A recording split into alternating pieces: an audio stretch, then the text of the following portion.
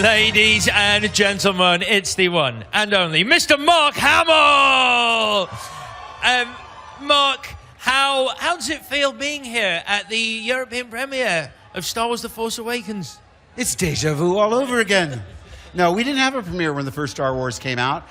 They just opened it up. We didn't even have a poster because people were arguing over whether to promote it in a serious way, like 2001, or in a goofy, bumping heads in outer space way, like the Little Rascals in Outer Space. And the result of that was there was no poster when it opened. None. So it's fair to say they've kind of got on top of how to do that now. Oh yeah, now they know how to work it. Now let's talk about you coming back into the series and how you first heard that there was going to be a film, first of all, and then that Luke Skywalker was going to be part of that.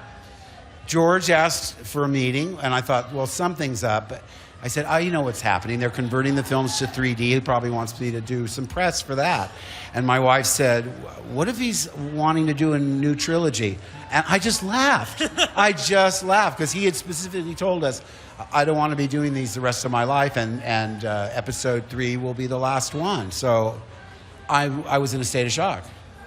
And in terms of... As the English say, gobsmacked. Gobsmacked. I love that word. We do say that. I don't think we say it enough, but it's a great word. Yeah. Now, we've had a question from Matteo Laurent, who is in France, being watched online.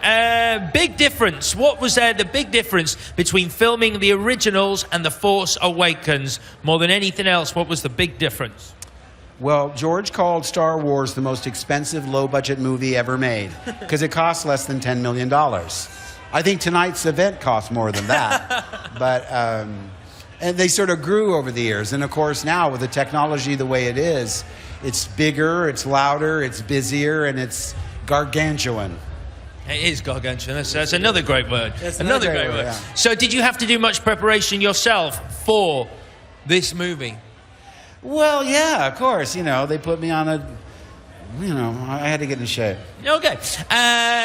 Good. And you are here surrounded by fans of all ages. And I guess the question is, these movies have had such a cultural impact. Can you begin to sort of understand why that is and fathom what the love has been and why that love exists for these films? Well, it's in 1,000 anecdotes. I met my future wife standing in line for Jedi, or we named our daughter Leia. I mean, wherever I go, people put it in personal terms, and it's moving in a way that you've somehow been woven into the fabric of their lives in a way you could never have expected.